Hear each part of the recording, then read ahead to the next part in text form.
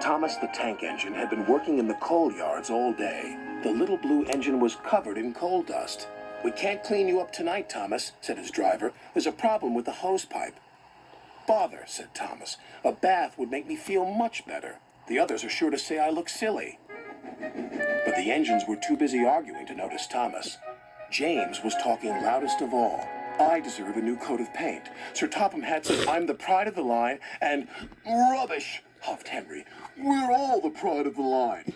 "It's been like this all day," confided Percy to Thomas. "James is getting a new coat of paint and won't stop boasting about it."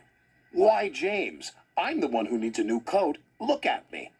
"I'd rather not," retorted James. "You're not a pleasant sight, and wouldn't understand the needs of a really important engine." Thomas was fuming. Next morning, as James was being repainted, Henry had an accident.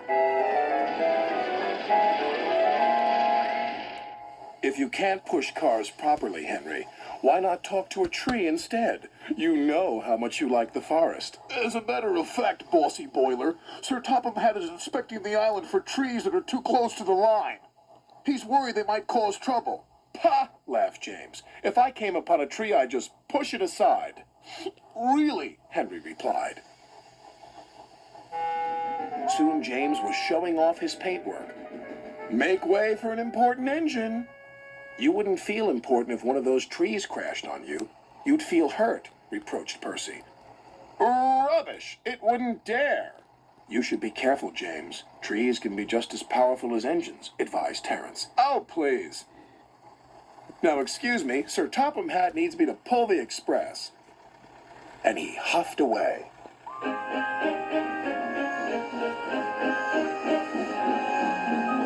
But James was wrong. "You must go to the yards and collect an important goods train, James. It's heavy, so be careful," said Sir Topham Hatt. "But, sir, I've just been repainted. Can't Thomas or Percy do it? They're dirty and like working with freight cars." "Really useful engines don't argue." So James didn't. By the time he arrived at the yards, the weather had changed for the worse. "Your color's nice, James. Pity about your face, though," said a freight car. James ignored them and set off.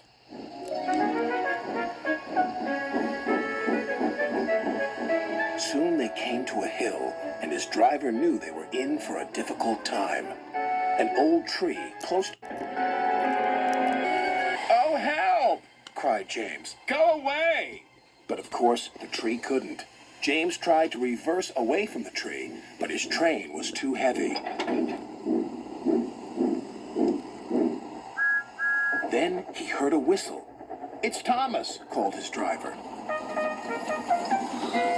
James felt embarrassed and worried that Thomas would laugh at him, but Thomas didn't. He knew this was no time for teasing. "Beep, beep." "I'm ready," whistled Thomas. "So am I," replied James. "As ready as I'll ever be." They were just in time.